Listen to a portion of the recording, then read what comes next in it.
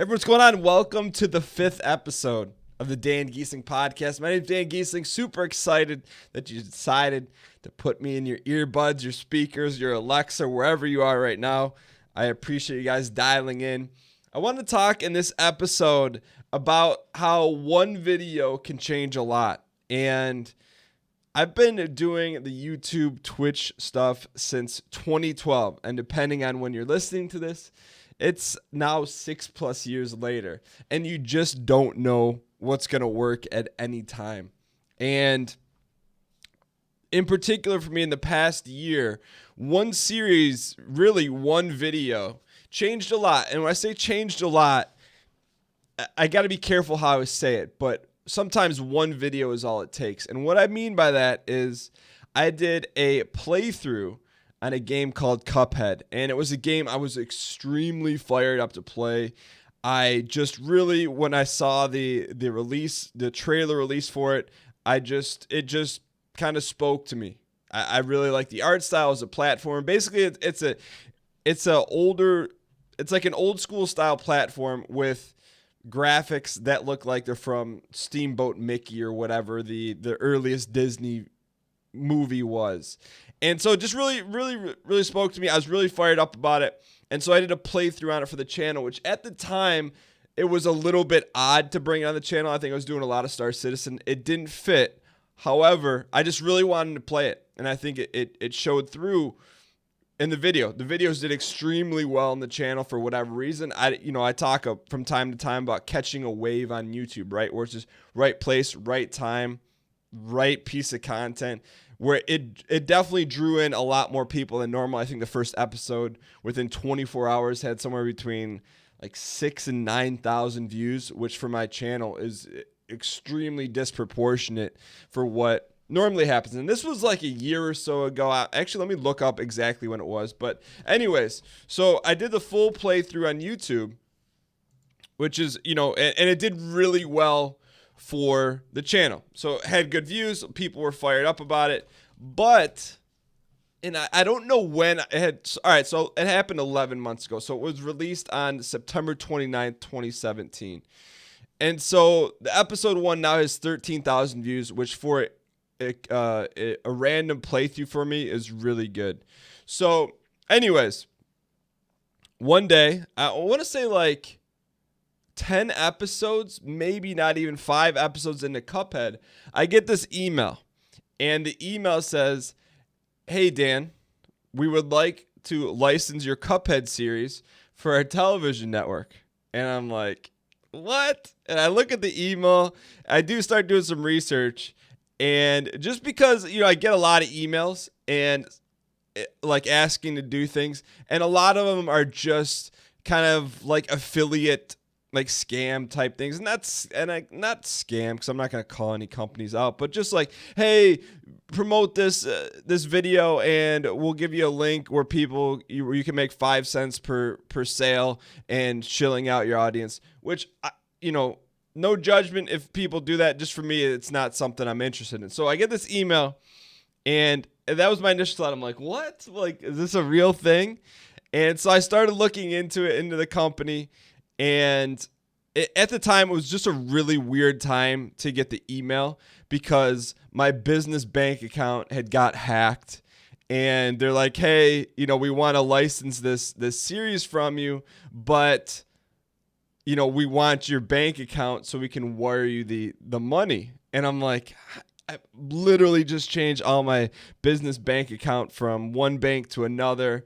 And I'm like, I probably almost blew the deal on the front end because I didn't want to give my bank account information, but it was an international company, and that's the only way they could get the money. It makes complete sense in hindsight why. I'm like, why can't you just PayPal it? But anyways, I said, hey, look, we really like the series. We know that you're putting it up on YouTube. Can we put a deal together where we license it from you? And I'm like, sure. And to me, it was a no-brainer. Once I I had to get over the initial shock of like, hey, this is a real thing. And then it was just like a weird bank situation. But everything worked out fine. So it was a really good experience to do that for a bunch of reasons. One, I never, when I started the Cuphead series, I never would have been able to tell you that would have happened. Like, by playing a game I was really fired up to play, that an international company would contact me and say, hey, we want to buy the rights for 7 years to play this on our television network. Just I never could have told you that in my wildest dreams. And we're going to pay you. Like, that's the part of the licensing thing, is I got paid for a series I already did. So essentially it was like double dipping, right? So I was already doing this playthrough.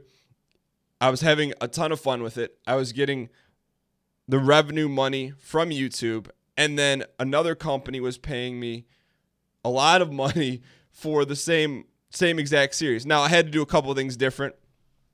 I had to do like some output things, so some really technical, not super technical, but just some how I was creating the videos in terms of what codecs or what format they wanted it in. It was, and they did give me some direction, which, at first I'm like, I kind of want to do my thing, but they're like, hey, if you drink in the middle of the series, make sure you drink from right to left, because then it doesn't cut off. Because I had to start thinking of, about halfway through, when I'm doing this, I had to start thinking about it of, someone's going to be watching this on their TV. So like, if I'm doing a video and my camera only extends so far, my arm's going to get cut off. So I had to do things within a box. So nothing major where it was like how I changed how I approached the game or changed how I did it. And come to think of it, I don't know for a fact exactly when they approached me, but the series was not done. I know I had more episodes to shoot for sure, because I remember shooting episodes and I'm like, okay, let me make sure my green screen is super tight, because I know that's what they're going to want, and it's going to be, on international TV. So the deal was with a company called GameTune, and it airs on Dish TV in the United States. I don't have Dish TV. I don't know anyone that has Dish TV. I think it's like the competitor to DirecTV. So you can watch it there on GameTune. You can watch it on GameTune's website. But really, where it's been interesting to see the feedback is I guess it plays a lot of places international. And this is one of their selling points to me, is like, hey, look, this is going to go to an international audience. Because when I did this at first, it really wasn't a tough decision, because I had already done, I was already doing the series. But so there was really no exclusivity to it, meaning that, I couldn't, I was already up on YouTube, right? I'm not going to take it down from YouTube. And the reason I'm saying this is because, so the deal went well, right? So I got paid. I'm not going to tell you what I got paid, but I got paid very well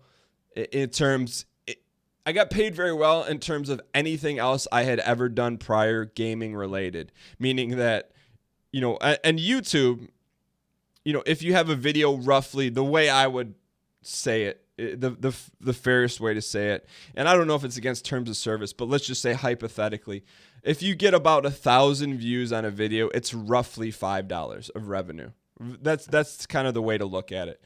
So, I mean, what the deal they offered was like, I negotiated, of course. You always negotiate, but it was just it was a great deal. It was a no-brainer in terms of the way it was set up. So it was a really good deal. They were happy with the series. I was happy with it. I was happy with it for a couple reasons. One, I was getting paid paid a lot of money to do something I had already done, to do something I would do if I were not getting paid. Two, there's a chance for an expanded reach, right? So to me, when I make a decision if I'm going to do something or not, there's a lot of things that go into it. But something like this, there was no downside whatsoever at all.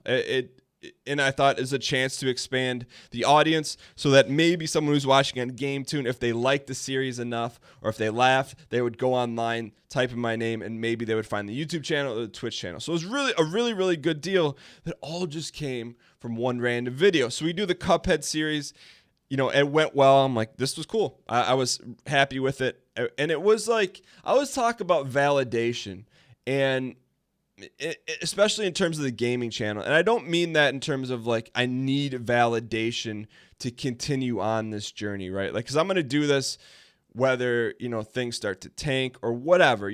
There's going to be tough times. I don't know what's going to happen. YouTube could shut down, Twitch. Things are going to happen that are going to be adverse, and they've happened, and they're going to continue to happen. But I'm still not going to shut it down. So when you have a company that's looking for content creators and says, hey, look, we saw what you did, we like it, like, that's a good feeling, right? It's like one of those, it's definitely this deal with GameTune, in particular with Cuphead, was one of those moments like, okay, look, things are working. It doesn't impact whether I'm going to continue doing them or not, but it's like, all right, hey, look, it's nice every now and then to be like, look, you're doing a good job, and these people see an extreme amount of value in it, and so much so they're going to pay you to do that. So the Cuphead deal goes well, and then they come back and say, hey, look, we want you to do another series with us. I'm like, okay, well, that's interesting. And this was a little bit tougher of a sell for me because they wanted me to play a couple games, and I'm trying to think what the initial one. They wanted me to play PUBG, I think Fortnite, and then 2 indie games that they wanted to see on their network. And they were games I think had been out for a year or two and had, mild reviews. And that wasn't and I'm like, okay, let's do it. But that wasn't the hard part. The hard part for me to do it was that it was now they wanted me to do exclusive only stuff for GameTune, meaning that the PUBG stuff that I did for them, the Fortnite stuff I did for them, in these 2 games, one was like 7 days gone by, and the other one I can't remember, meaning I couldn't put those on my channel or Twitch for 7 years. And to me, one of the things that I don't like doing at all is making it hard for anyone to watch or listen to what I'm creating. And automatically it put up a huge wall, meaning like, oh, hey, if you want to see me play Fortnite, although I was already playing Fortnite on my channel, so that was fine. It wasn't like I could only just play Fortnite on GameTune. It's like you would have to go there and see it. And so that was kind of, a hard thing to do. However, the way I kind of wrapped my head around it was that I just said, hey, look, I'm doing this in addition to the YouTube channel and Twitch. I'm not taking away a series on YouTube to do it for GameTune. However, what I was doing was adding, I think we signed a deal to do 10 hours of original content a month, which doesn't sound like a lot, and it's really not that much.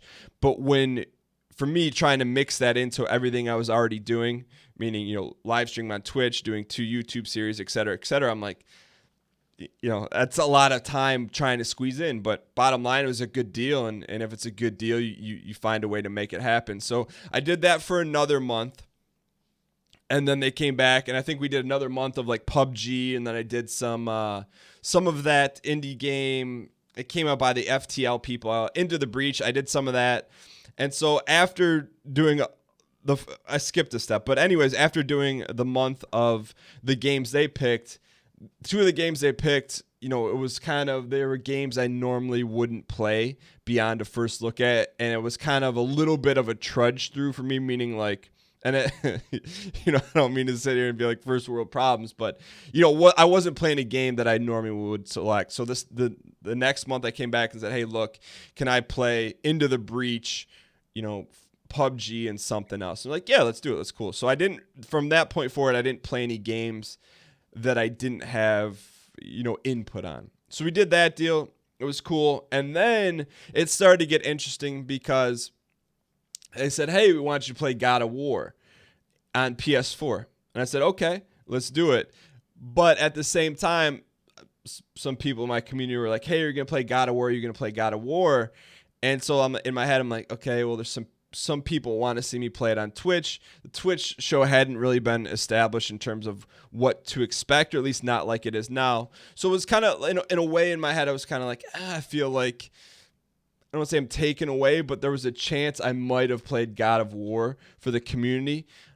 And so that was a little bit difficult for me to like be like super good with. At the same time, I was getting paid a lot to do it, and I always figure, hey, like after 7 years and it expires, I can always post it. But that's the only thing about the deal that, and there's just no way around it. Like I could have maybe negotiated harder to get that done, but to me it was like, look, the deal was good in itself. It wasn't taking away from my normal content, so I just did it. So God of War went through. I did that for another month for them, and then I think the biggest one that hit, and it hasn't even aired on GameTune yet, is Detroit Become Human. Because when I was playing through God of War after like 4 hours, I'm like, okay, this game isn't really for me. I finished out the 10 hours, and I did my best to make it a good show.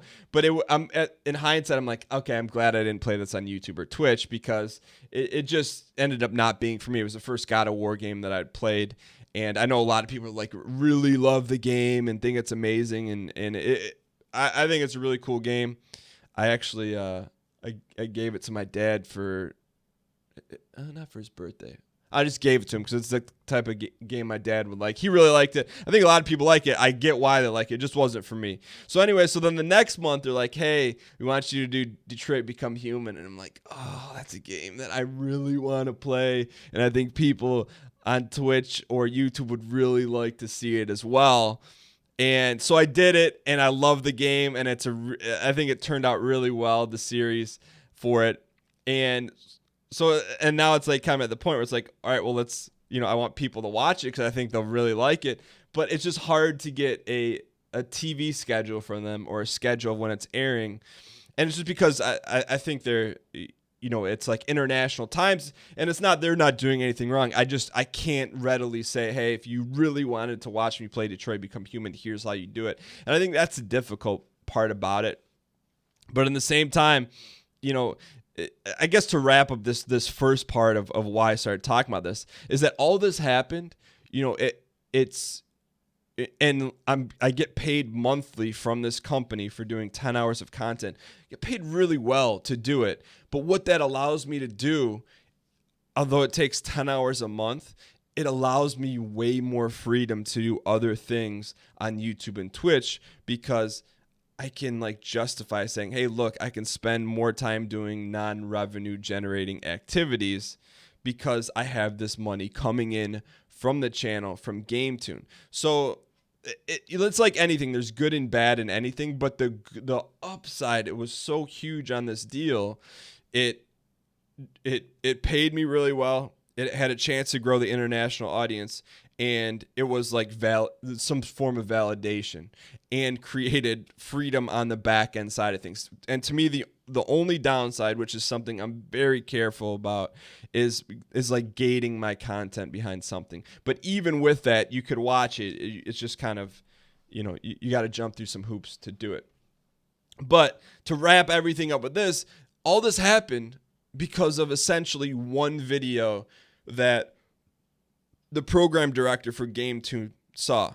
So if I decided not to play Cuphead, or only upload one episode or 2 episodes, it probably wouldn't have happened. But for whatever reason, this guy found it. He saw it on YouTube, reached out, and the rest is history. And I feel like a part of it too is that from a decision I made early on, I would say early, probably at least halfway through, because I never really swore a ton, just in general, but I made it a conscious effort not to do that. And I think an opportunity like this probably came up because maybe they were looking for someone who was able to play the game and try in a somewhat engaging fashion without being over the top, swearing and things like that. So I don't know, I'll have to ask the guy, because now we have a really good relationship in terms of what's going on. Spider-Man's the next game, in case you guys wanted to know of a series that's going to be difficult for you to watch. But, that's to me, and it's just one video. And I'll never forget that, because you just never know what's going to happen. For Twitch, who knows what will happen? I don't know. I don't think that'll be the last time something really good and really random comes out of nowhere. But in the same time, it's not coming out of nowhere. When I made the Cuphead series, that wasn't the first series I had done. I had done, I don't know, hundreds of series before that. And I would say a lot of them didn't do well. But each series I learned something from. I try to get better and, keep moving the needle one tick at a time. So I wanted to share that story with you guys just because you just never know what can happen. So especially if there's some people that are listening for whatever regard they're doing, whether they have a YouTube channel or, they make music or they paint. One thing can change it all. You don't know, so you just got to keep swinging. But outside of that, the other thing I want to talk about this week, I wrote it. So the way I do the show is I'll keep notes for the week and I'll write down a topic I want to talk about, just so that it's not like, when I have to record the podcast, it's not a mad scramble of what the heck do I talk about. I just kind of like journal throughout the week. Here's what happened. Here's what I want to touch on. And so another thing I want to talk about is emotes on Twitch, and in particular how I view them. And like I said, it's no judgment on anyone else. It's just really, for whatever reason, it's important to me that emotes are authentic. And what I mean by that is that I've noticed all of the best emotes on the channel. And for people that don't know what an emote is, on Twitch, if you subscribe to the channel, you get access to custom emotes like emojis for Twitch. And I've noticed all the best meaning most used, I feel like most liked in emotes in the channel didn't come from me. Meaning I didn't think of an idea, commission an artist, and have them done. They're all the best ones are very authentic to the channel, meaning someone made them based on something that happened during a show. And a couple of them, they popped off in the Discord, right? People either really spammed it or they really liked it. And so it's not really that odd or ironic to think those are the ones people like the most. And what I mean by authentic, I don't cringe. I don't use that word in that capacity. But when I just feel like, for me, the more authentic the emote, the better it does. So when I go into some channels and I see people have emotes and you can tell they're posed, it just, for me, I didn't want that. I think it goes back to the birthday stream type thing. It's just not for me. I have no judgment against people that do that, but for me, it just wasn't for me. So all the emotes that I think that are best on the channel are the ones that have come from the community. And it's been cool for me to see, because you can't force that stuff, right? So I can't go to the community or go during the live show or go into the Discord and say, hey, we just unlocked a new emote, let's make one. It just doesn't kind of work like that. It's just normally what happens is someone will clip something from the show, or people are super adamant of hey, we need the sauce emote, or hey, here's the Deb 8 emote.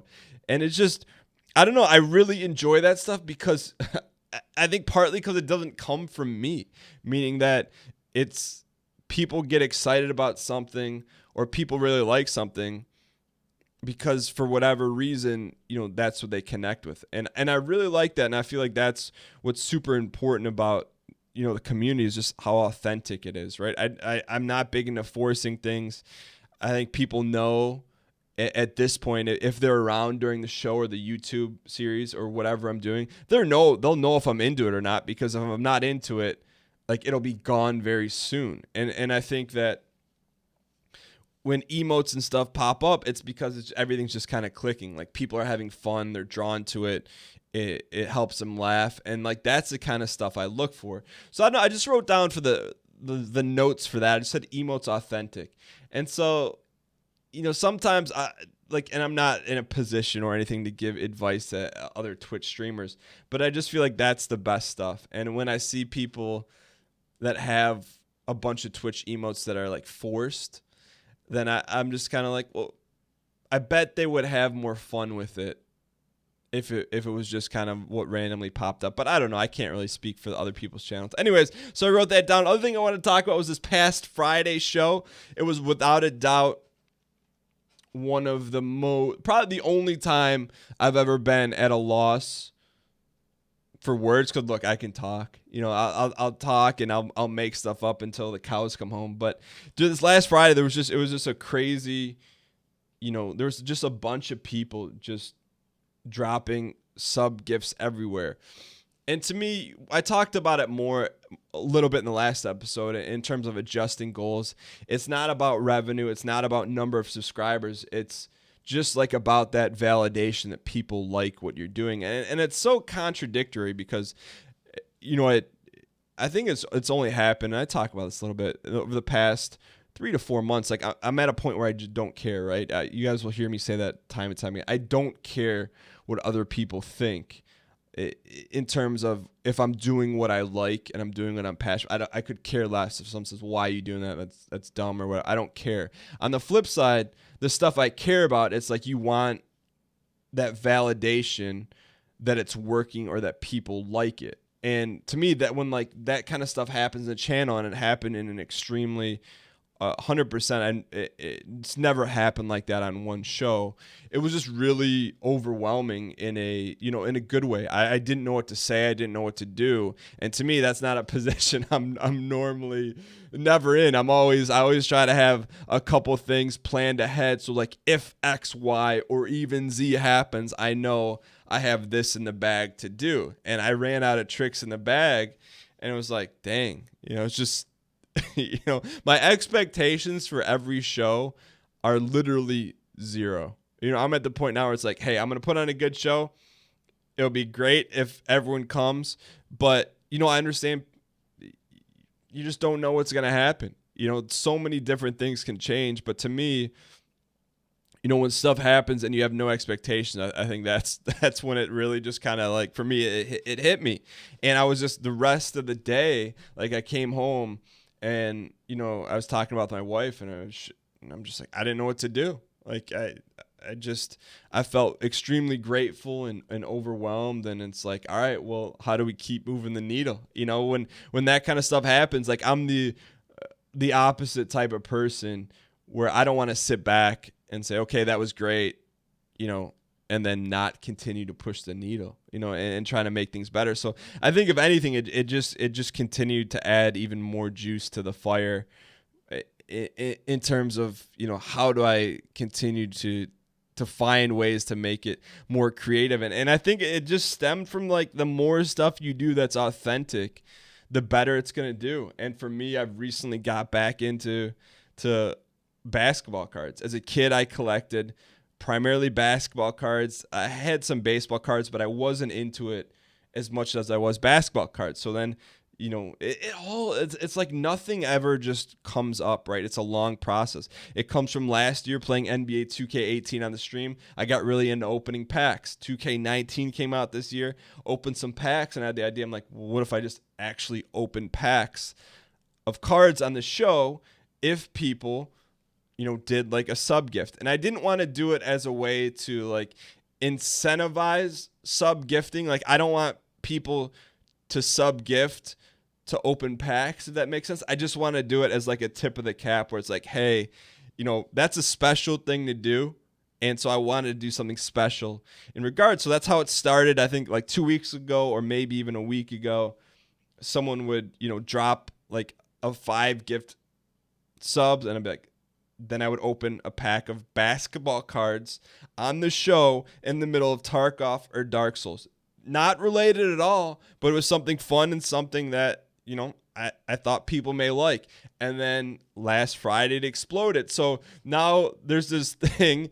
And, then after that, of course, after Friday, I probably spent like 6 to 8 hours researching basketball cards because it's changed so much since when I collected them. There used to be like 2 or 3 sets or brands, and then there would be like one high-end set. So there'd be like Tops, and then there'd be Tops Finest. And then there was another one with refractors. I don't remember what it's called, but there was, or like Fleer Ultra. And that was it. Like you could understand, but having been removed from collecting basketball cards for 20 years, now there's basically one big company, Panini, and there's literally 12 plus different sets for 1 year.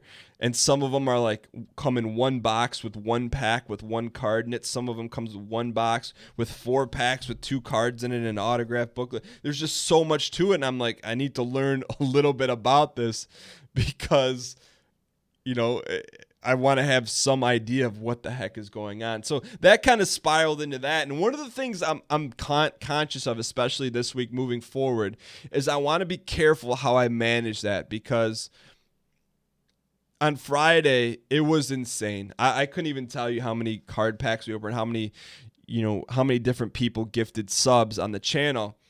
And so I got to be careful because it took a lot of time up, which I was happy to do and have fun with it, and I make it a fun experience. At the same time, I don't want it to overwhelm the show, right? Meaning that I don't want, people that want to watch Tarkov or Dark Souls or just want to watch the normal show sit there and be like, why am I watching pack openings for 30 minutes?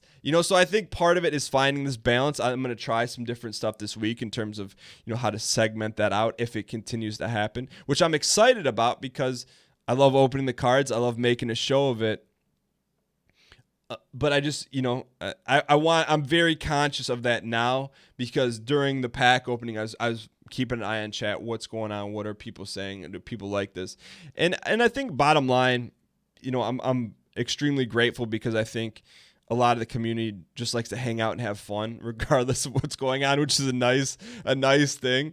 I feel like as long as I'm putting on a show or doing my best to put on a show, people are going to watch, even if it may not be, what's billed. And that's a whole nother story because, in terms of setting a schedule for what you're going to play in the show. And then if things change, but I'll talk about that later. So anyways, so it's just something, it was a really, really, I'd say another, like 100% another flagship moment in, the 6 years of making gaming content was, I'll think of that Cuphead single video and I'll think of that Friday. I'll never forget that day.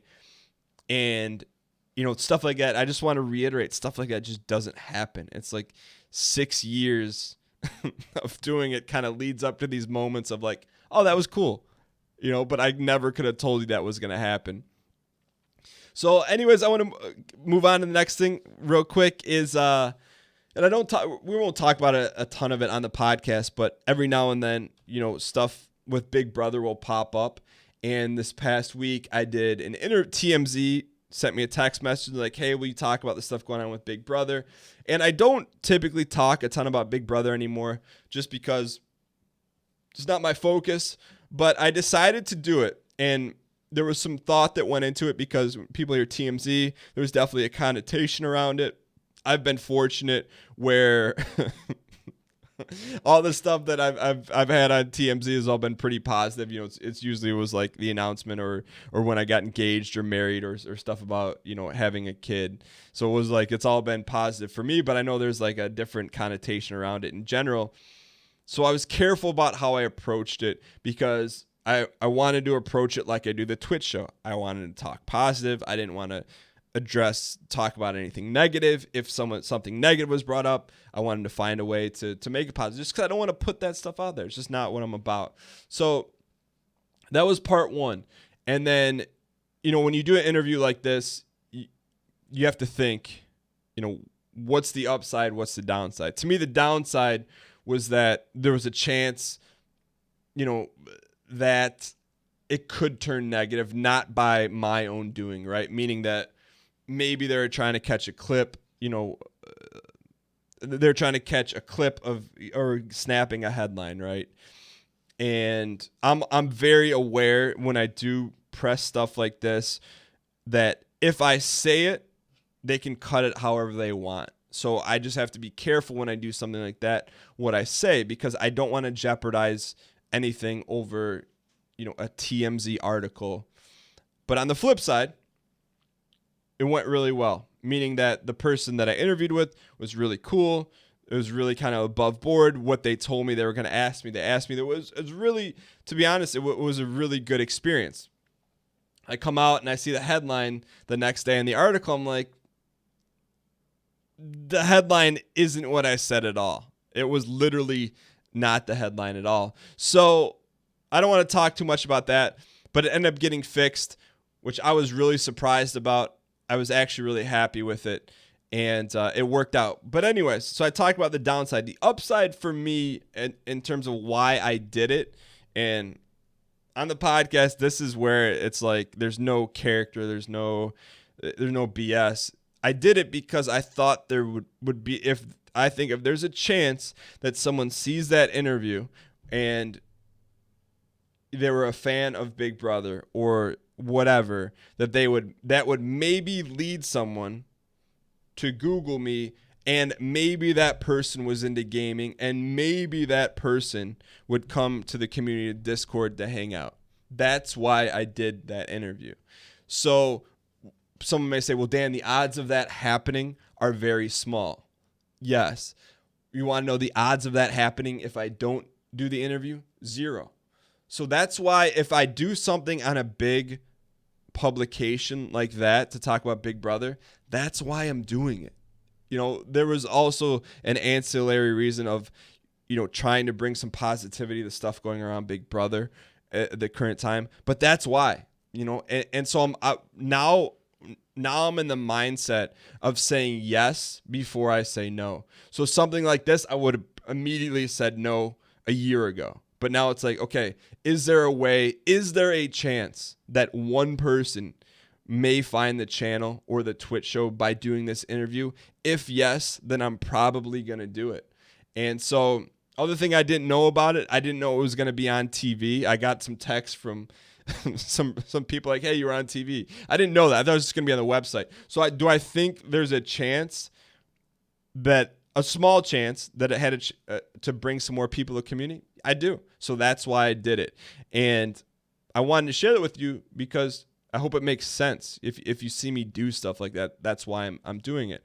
And I could say it for a selfish reason, but really I'm just trying to grow the community. And I feel like the more I can do stuff like that, even though it may not seem like there's a high percentage chance to do it, I'm still going to do it because I believe that there is. Just like even from the Game Tune deal, it's not like I get thousands or even hundreds of messages from people saying, oh, hey, Dan, I found you through GameTune. But do I get one a week or a couple a month? Yeah. And to me, it's worth it because I'm not doing this for 5 months. I'm doing this for the long term. You know, so if say I continue to do this for 10 years, just kind of grinding it out, saying yes to a lot of things, that stuff adds up. You know, and there's more and more people come around, and the cool people are going to stay, and the other people are, you know, probably won't stay around, and I'm cool with that. So that's why I did that, and I wanted to share that with you guys in case people are like, well, Dan, why are you doing that? Just to give you guys some insight on that. All right, other thing I want to talk about real quick is so we're jumping all over. Is a Call of Duty Battle Royale was in open beta or in the beta, and I wanted to try it, and I'm glad I did because anytime I bring a new game to the channel, it's got to bump something, right? So I bumped Tarkov to play Call of Duty. I think a lot of people liked it. I think anytime I can play a new game, especially something newer, not all the time, but newer, I think it's got a chance to bring new people in and, you know, also have fun with it. In this case, Call of Duty Battle Royale, Blackouts or bad, was really well done, and it was a lot of fun, and I really enjoyed it. And it's one of those games just like, one more game. And on the flip side, there was a part of me, because if you listen to the last episode, I talked about operating the white space. One of the things I'm very conscious about is I don't want to get drowned out, meaning that I stream right now, the show is 3 days a week. Eventually it may expand, but right now it's 3 days a week. So I have 3 opportunities to make that count the most, meaning put on a good show, put yourself in the best position to, you know, for people to see you. So part of me was like, look, everyone is going to be playing Call of Duty Battle Royale. Let me see how many people were playing Tarkov at this time. And I did this about 15 minutes before the show. And I almost didn't play Call of Duty Battle Royale because there wasn't a lot of people playing Escape from Tarkov. So some people may think, well, Dan, why didn't you play Escape from Tarkov? Or why would you play Escape from Tarkov? Because then I would have been the only person playing it, which for people that may have never seen the show that wanted to see people play Tarkov, and maybe the person they normally watch play Tarkov was playing Call of Duty Battle Royale. Maybe they don't like Call of Duty. Maybe they don't like Battle Royale. There was a chance to do that. So that's the kind of like decision making that I make on the fly, and you try to do the best thing. In hindsight, am I glad that I played Call of Duty Battle Royale? 100%, because it's a really fun experience, and it was for a limited time window. Am I excited to play more Call of Duty Battle Royale in the future or Blackout? Yes. Do I think it's going to give a lot of other Battle Royales a run for their money, and should you check it out if you were looking for a polished experience? Yes. I just wanted to tell you guys that because it was really well done. They got some stuff they got to tweak, but it's been a long time since I played a finished product with, but it's not finished yet, but it just felt so finished. And I think I've gotten used to, especially in multiplayer games, to not playing a finished product. And that's like the new normal. But that's a whole nother story. Other thing I want to talk about real quick is I've been streaming Tuesday nights for probably about 2 months now with Team Unity. So myself, Northern Lion, Last Grow Wolf, Michael A.L. Fox, we had a long-running PUBG series. We played PUBG for about a year on YouTube. Every Tuesday night we'd play. It's something I really look forward to. It's like hanging out with friends. I just really, really enjoy that time. One of the things I need to be extremely conscious of, and I have got to find a way to get it done, and I know this, is that I got to have a cutoff point with that. And it's almost like when I play with them, it's almost like intoxicating. You're like, one more game. You start looking at the clock. It's like 12:30, 1 a.m. And normally I shut it down in my life like around 10:30 at the latest. So when I play that late, a couple things happen. That my schedule for the rest of the week, it gets helter-skelter. And also, I've noticed after about 4 hours, it's like the tipping point for me personally in terms of being able to put on a show, stay dialed in, be energetic, be engaging. After about 4 hours, I'm like, okay, I'm not bringing much to the table. Like I got to cut it off. And so it's tough because you're having fun. It's only 1 day a week, but I'm going to look into, and I'm not joking, I'm going to look into between now and when we go live Tuesday at 7:30 p.m. Eastern on twitch.tv/DanGheesling, a computer program that will literally shut down my computer at 11:15 p.m. I got to do it. I don't know what else to do, but I need to do it to protect the rest of the week, the productivity for the rest of the week for the channel, and to save putting on a good show, just flat out, and my sanity. I mean, I'll stay up late and I'll get up early, no problem, and that's not what I'm talking about, but I got to do it, and I hope there's a program out there that will just shut your computer down at 11:15, because that's what it's come to at this point. So with that being said, I want to wrap things up with a Q&A. And it's more just a comment someone made, but I wanted to touch upon it. Is I think Escape has dropped another Q&A in the YouTube comments. But anyways, in the YouTube comments of the last episode, Dan said, or Escape said, also on the Tarky episodes not performing well, I think it's less about the quality of the videos and the thumbnails and more about the game. I like Tarkov, but I can see how people could be burnt out and want something fresh. Good point. Maybe open a poll and see what the community may want to watch based on games you want to play. Just my 3 cents. Escape, I really appreciate the comments. I think you're right to a large extent. I put up highlights from... I had Zane the editor edit Call of Duty Blackout or Battle Royale highlights, put that up. That had about 2.5 times normal what the Escape from Tarkov video has. Now, was that because it was something new? Yes, probably. Was it because it was a popular game? Yes, probably. Could I pinpoint exactly which one of those is the reason? No, I can't. But I can infer it's one of those two things. The only thing I'm going to push back on this comment is, or at least give you some insight, is that I used to do polls and then I stopped doing them because I feel like it's just setting things up for someone to be disappointed. And I'm in the no disappointment business. I know no matter what happens, someone's going to be disappointed in something that's done. But I feel like I like to minimize that. And if you have a poll and say that 51% of people want to see one game and 49% of people want to see another, that's like half the audience is going to be somewhat disappointed. And may not be outwardly disappointed, or they may not be, vocal about it, but there's going to be a little bit like, man, I wish Dan was playing this game instead. So I try to avoid that. And I talked to Ryan about this in the past privately, and I hope he doesn't mind me saying this, but we've talked about it, and we kind of are in agreement. So he mentioned it, and I'm like, look, it makes sense. It's like, just do what you think's best, and people are going to like it. It's almost, I don't want to say exactly what he said, but that's kind of paraphrasing it. And I kind of feel like that, and it's not that I don't respect or want to do what the community wants or not put on the show that the community wants, because that's the whole thing I want to do. But at the same time, I don't want to disappoint like half the people. Even want to say the only way it works, but because it does work, and people that do it, it works for them. But even if it's like 90%, 10%, I think it's a really big tell, and it's helpful if you're picking between two games. But even with that, like, you're still disappointing 10% of the people. And I think that's probably just something I need to wrap my head around. And I think it is very useful in terms of making a better show. But at the same time, that's the reason why I don't do it. I really don't do it, because I just don't want to disappoint a large amount of people. But anyways, I hope you guys enjoyed this episode of the Dan Gheesling Podcast. I appreciate you guys tuning in. If you guys are so inclined, I encourage you guys to go to dangheesling.com/ask and leave a voicemail question or comment on the YouTube video, or tweet me if you guys have a question you want in the Q&A portion of the show.